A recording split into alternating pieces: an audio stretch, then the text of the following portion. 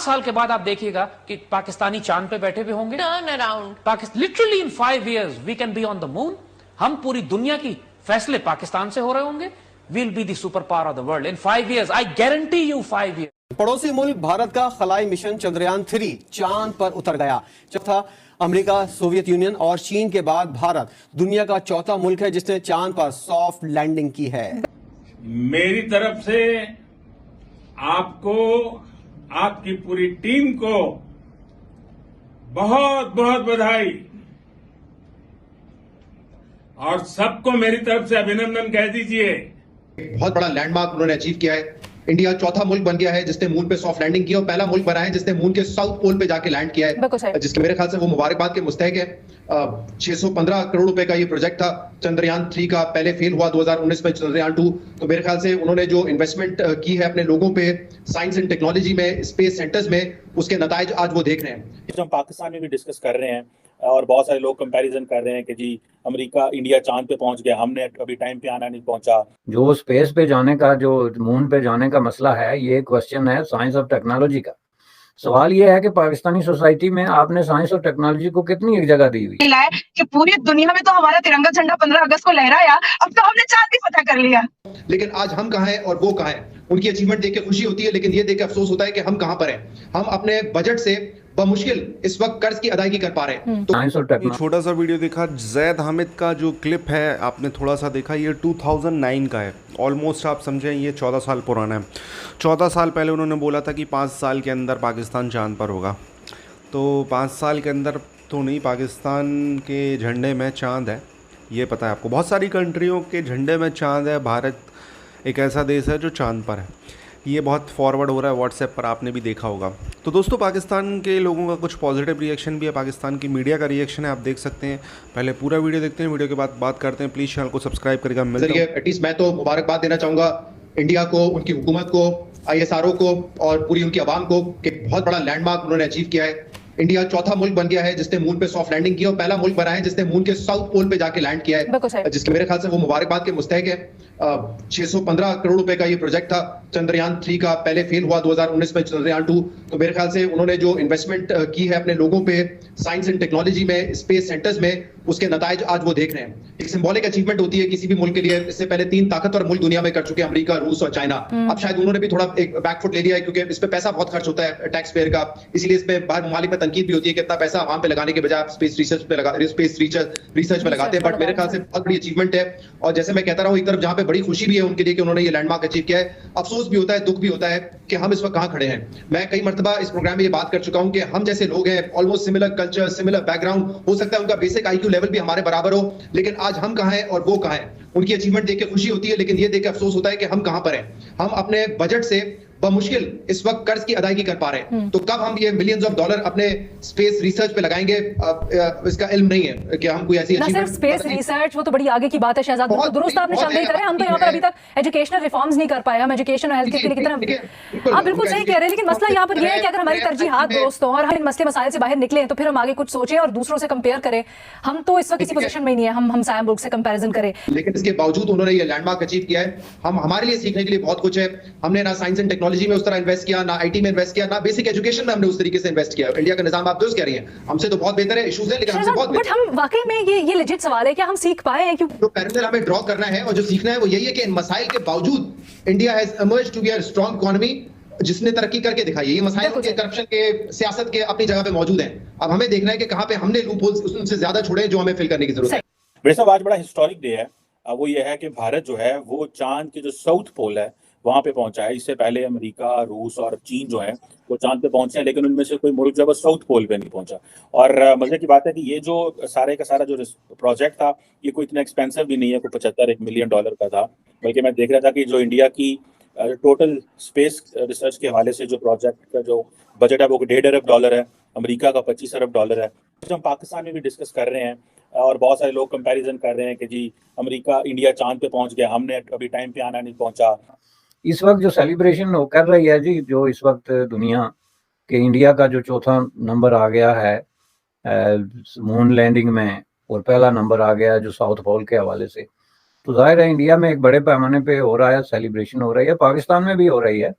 कुछ लोग हैं जो बुनियादी तौर पे इसके मुकाबले में भी खड़ा होने की कोशिश कर रहे हैं कि हमारा क्या है जी, कंपेयर कर रहे हैं, which is a good thing कि ठीक है, आप अगर इस तरीके से इंस्पायर होते हैं और समझते हैं कि आप कोई तरक्की कर सकते हैं या कोई नया रास्ता इख्तियार कर सकते हैं, तो वो भी ठीक है। लेकिन इसके अंदर इससे ज़्यादा जो है मुझे लगता है वो एक जेलसी और इस तरह का एक आंसर है। चूँकि देखें, ये साइंस और टेक्नोलॉजी की बात हो रही है, जो स्पेस पे जाने का, जो मून पे जाने का मसला है, ये क्वेश्चन है साइंस और टेक्नोलॉजी का। सवाल ये है कि पाकिस्तानी सोसाइटी में आपने साइंस और टेक्नोलॉजी को कितनी एक जगह दी हुई।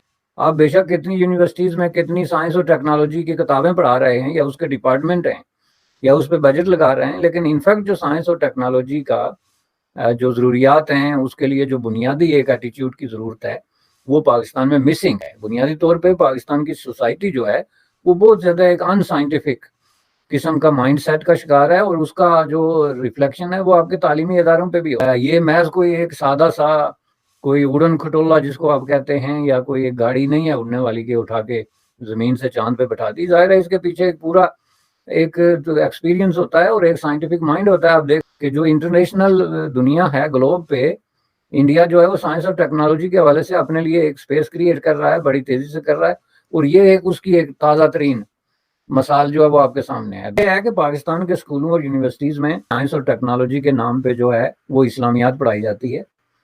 आपके जो तालीमी इदारे हैं उसके अंदर मैथ, फिज़िक्स, केमिस्ट्री जो है उसके दौरान भी जो है इस्लाम पे लेक्चर दिए जाते हैं और इस्लाम पढ़ाया जाता है। और स्टूडेंट को बताएं कि जी ये साइंस तो पूरा फ्रॉड है, या ये बात जो है ये साइंस आज कहती है तो ये तो अल्लाह ताला ने 1400 साल पहले कह दी थी। भाई आप किस किस्म के अल्लाह ताला पे बिलीव करते हैं जिसको प्रूव करने के लिए आप साइंस के मोहताज? तो ये पता था कि सक्सेसफुली हमारा चंद्रयान 3 लैंड करेगा, और ये भी इसरो के पूरे वैज्ञानिकों पर, हमारे इसरो की टीम पर, हमारे पूरे जितने भी वैज्ञानिक बैठे हुए थे, पूरी दुनिया के वैज्ञानिक, इवन नासा की आंखें जो है वो तो टिकी हुई थी पत्थर की तरह इसरो पर। तब 6:04 में न्यूज में देखा कि भाई लैंड हो गया, तो ऐसा लगा कि भाई साहब मोदी जी की जय हो। ऐसा प्रधानमंत्री तो अगर 100 साल भी रह जाए ना हमारा प्रधानमंत्री, तो भी आने वाली पीढ़ी कहेगी कि बस यही चाहिए। तो वाकई में आज पूरी दुनिया में हिंदुस्तान ने एक इतिहास लिख दिया है रिपाहा। पहली बार साउथ पोल मून को इस पूरी दुनिया ने अपनी आंखों से देखा है। उसके बाद 14 दिन का और भी परिश्रम है। 14 दिन अभी हमारा विक्रम लैंडर ऊपर में काम करेगा, वहां पानी को तलाश करेगा, जो भी रहस्य वहां छुपे हुए हैं उसको तलाश करेगा। लेकिन चांद पर हमारा विक्रम लैंडर चंद्रयान 3 से निकल करके वहां पर लाइट अप करने वाला है 14 दिन के अंदर हमारे तिरंगे झंडे को वापस आने से पहले। तो ये एक बहुत बड़ा अचीवमेंट है हमारे हिंदुस्तान के लिए कि हिंदुस्तान के इस केसरिया रंग और तिरंगे झंडे का जो मान सम्मान है वो सिर्फ धरती पर नहीं है, इस पूरी दुनिया में नहीं है, बल्कि चांद पर भी है। कि आपको क्या लगता है कि ये अचीवमेंट पर सिर्फ इसरो को क्रेडिट देना चाहिए, प्राइम मिनिस्टर नरेंद्र मोदी को क्रेडिट देना चाहिए, या इंडिया को क्रेडिट देना चाहिए, या इंडिया के लोगों को क्रेडिट देना चाहिए? आखिर आप इसके पीछे क्रेडिट देंगे? और मेरी तरफ से हैट्स ऑफ इसरो। तो दोस्तों ये वीडियो यहाँ पर होता है ख़त्म। मैं सर्च कर रहा था पाकिस्तान के ओरिया मकबूल जान जैसे लोगों का रिएक्शन, जफ़र हिलाली जैसे लोगों का रिएक्शन, जैद हामिद जैसे लोगों का रिएक्शन जो करंट रिएक्शन है, हसन निसार जैसे लोगों का रिएक्शन। ऑब्वियसली वीडियोज़ आएंगे, आपको मिलेंगे इसी चैनल पर।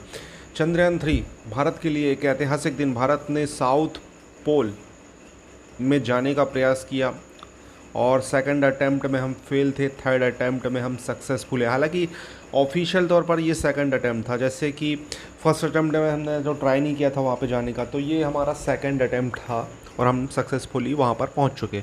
अब आप देख सकते हो 3-4 दिन पहले ही वहाँ पर रशिया के लूना 25 ने ट्राई किया था, तो वहाँ पर लूना 25 नहीं जा पाया। और अब अगर ये जाता है, ऑब्वियसली ये किसी के फेल होने पर भी हमें खुशी नहीं मनानी चाहिए।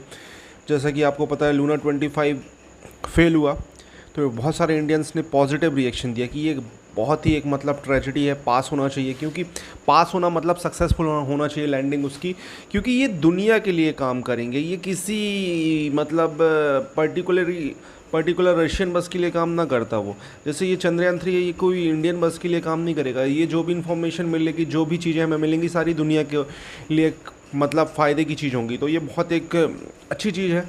और जैसे कि यूएस ने जितना रिसर्च किया, ऑब्वियसली वो हमारे लिए भी काम आता है, दुनिया के हर बच्चों के लिए काम में आता है जो स्टूडेंट है, जो स्पेस के बारे में समझना चाहते हैं, तो ये सबके लिए काम आएगा।